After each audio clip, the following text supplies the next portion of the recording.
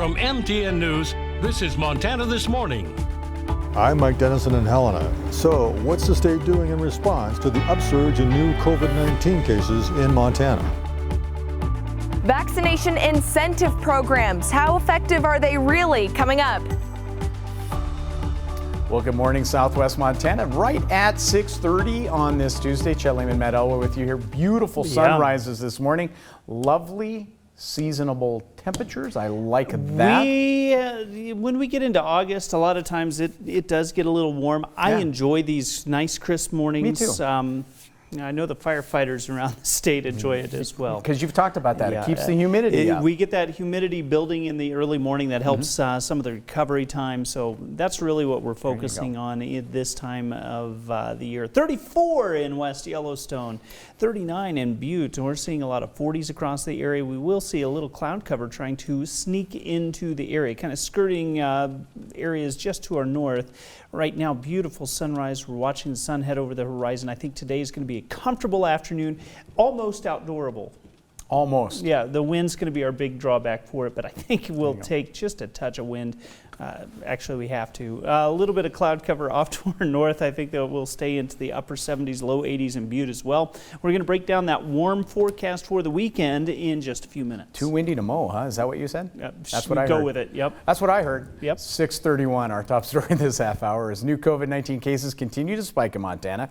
MTN's Mike Dennison spoke with Governor Greg Gianforte about what the state is doing in response. But he also talked with the governor and local health officials about what the state and others are not doing or cannot do because of bills signed into law by the governor. Governor Gianforte says the main thing the state is doing to stop the spread of COVID-19 is encourage Montanans to consider getting vaccinated. 9 out of 10 people that are hospitalized now recently are people that have been unvaccinated. So I got mine. They're safe and effective. And if you haven't been vaccinated, I encourage you to go talk to your professional and consider it. The State Health Department has been running public service announcements statewide on radio, television, and the web, encouraging people to get a shot. Still, Montana's vaccination rate for eligible people is only about 49%, well below the 70% experts say is a minimum for herd immunity. But the state, however, won't be issuing any mandates under Gianforte. And a state law he signed prohibits private businesses from requiring employees to be vaccinated and won't allow those businesses to deny services or access to their premises based on vaccination status. One of the things we've learned over this last year is mandates don't work. I said from the beginning I campaigned on a platform of personal responsibility. But we're going to focus on personal responsibility instead of mandates. Republicans in the legislature and Gianforte also approved a law that essentially prohibits local officials from enforcing health mandates on businesses, like wearing masks indoors or limiting the size of gatherings. So at this time, the only thing that we can do is to recommend that people wear that mask in indoor places and to really take into consideration the community at large and provide a way to keep everybody safe. Probably the most important message that's out there right now is that we want to slow down the spread of this virus and get it under control as our kids are getting ready to go back to school. And speaking of schools, the governor said school boards should listen to parents when deciding what sort of protocols to put in place this fall. But he's not too keen on mandates to wear face masks. Face masks inhibit learning. They have mental health consequences. And frankly, the potential of severe consequences are really diminished for this younger folks. School boards around the state will be making that call soon. But when it comes to combating the virus in Montana, it looks like the message from on top is take personal responsibility to consider a vaccine. Reporting from Helena, Mike Dennison, MTN News. And those vaccines are still readily available through most local public health departments and other healthcare locations. Staying on topic, MSU gearing up for the fall semester and introducing a new vaccination incentive program for students. TN's Jane McDonald has more. School is starting just around the corner for the Cats, and already there's a compelling push to get vaccinated. A very large incentive vaccination program to all new incoming students as well as to all current students. College students like free stuff, especially if it's nice stuff like ski passes and everything of that nature. I think that's an awesome way to get people to want to get vaccinated. That email went out a couple of weeks ago, and that same week they had nearly 1,000 entries. And that's before classes start and before our students are back. Once entered, students have the ability to win camping gear, ski passes, and financial assistance prizes. To be eligible, they must show proof of vaccination. Yeah, I mean, I already got my vaccine, so I'm definitely going to sign up and try and win something. But my big question, do incentive programs work? We certainly hope that our students will get the message, because this incentive program is one of many things that we're doing to reach out to our students. In short, it's difficult to prove that an incentive program was the reason someone got vaccinated, since people that were vaccinated prior to the program, they're likely to enter too. So what's the goal for MSU? I'll tell you, if we have 16,000 plus students, I would hope we had 16,000 plus entries.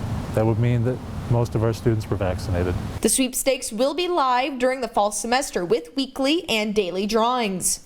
We monitor the case counts, we monitor the hospitalization rates in our community, and while we feel prepared to come back this fall with our students, and we're very excited to have them, we also are staying vigilant and we are staying nimble, and we want to be ready to adapt should the need arise. At Montana State University, Jane McDonald, MTN News. Now, as we look back to school, which is just weeks away, Gallatin City County Health Department will be hosting a number of immunization clinics. These will be for children entering kindergarten through 12th grade who are in need of vaccine updates. There will also be an option for kids 12 and up and their parents or guardians to receive a COVID-19 vaccine. On our website right now, you can find the days and times of those clinics and learn what you need to bring with you. That will include vaccination records, consent forms. You will find a link to the health department website, phone numbers as well, by visiting our website. Well, she spent 4,000 hours hard at work to become Montana's first locksmith apprentice. Not only is she the first woman, she's the only one to complete the program in the Treasure State. Holly Brantley has her story. Nothing puts the brakes on your great time faster than locking your keys in your car. A locksmith just became your best friend. I just met Montana's only locksmith apprentice who has the keys you need to get back on the road, in your house, or wherever you need to be. My name is Charity Lucas, and I'm a locksmith. I fix locks, lots of locks. And it's basically just playing with little puzzles all day, which I love. I love puzzles. She's in a class all by herself. Not only is Charity Lucas the only female locksmith apprentice in Montana, she's the first and only person, man or woman, to complete the program in the Treasure State. That part kind of feels phenomenal because I do have a lot of customers who will question my ability to do this job. I actually had one gentleman specifically look at me and say, "I'd like to know how you're going to do this when I couldn't do it." So it was. What was your reaction to that? I fixed his lock in about 5 seconds. 4,000 hours of work to learn the secrets of hundreds of keys. Is this a new key? Courses and on-the-job training, she explained, helped her develop the skills that then become the keys to solving your problems. She says she's seen it all and nothing surprises her. You never know what situation you're walking into. Nope, I don't. Nothing, including plenty of people stunned to see a woman show up.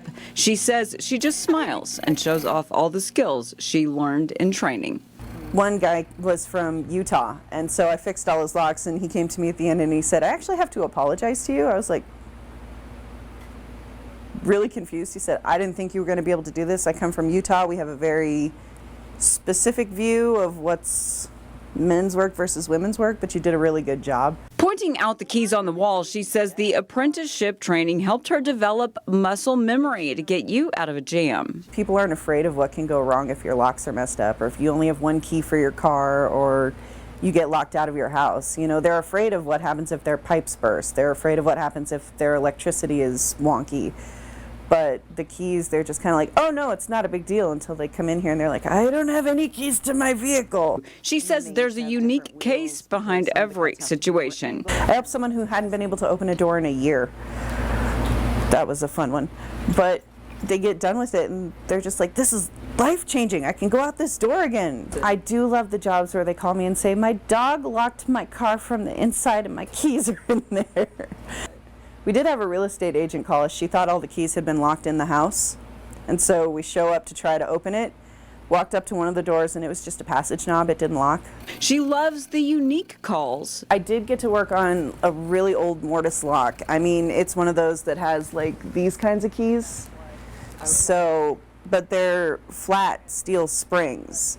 So you open it up and the spring comes out in like 10 different pieces. And even finds beauty in the work. And it's phenomenal. It's really cool. First of all, they're pretty. When she's not working, she's a busy mom. I do have 3 kids who think it's great that I'm a locksmith because I can break into anywhere. So they have a lot of fun with that. She hopes to show her children that with hard work and practice, they can break down barriers and push through any door in any field they choose. I say there is nothing funner than walking in on somebody who thinks you're not going to be able to do the job and doing it beautifully. Charity works at Dave's Lock and Key in Bozeman. She says she has fun collecting unique keys for her kids, and they love asking her if she's met any cool celebrities or cool dogs. Her husband is a plumber. She says there's definite job security in their chosen skills. For MTN News, I'm Holly Brantley. Now, according to the Montana Department of Labor and Industry, apprentice programs build loyalty between the employees and their employers. Charity says that has definitely been her experience. That's super cool. Going to take a quick break here on Montana This Morning. When we come back, are you ready to take your public and private prayers to Facebook? Coming up, hear how the social media giant, which is famous for collecting private information, promises your personal data will be safe. But first, here's Vladimir Duthier with a look at what's coming up at 7 o'clock on CBS This Morning. Good morning. Ahead on CBS This Morning, we're at the southern border where a rising number of migrants are testing positive for COVID. We have exclusive access inside an emergency shelter as cities struggle to handle new cases. Also, New York Governor Andrew Cuomo is resisting calls to resign. We'll talk with Pulitzer Prize-winning reporter Jodi Kantor about the governor's mixed messages when it comes to the Me Too movement. And meet a group of teenagers who are working to stop false rumors about COVID vaccines that show up on social media. See you at 7.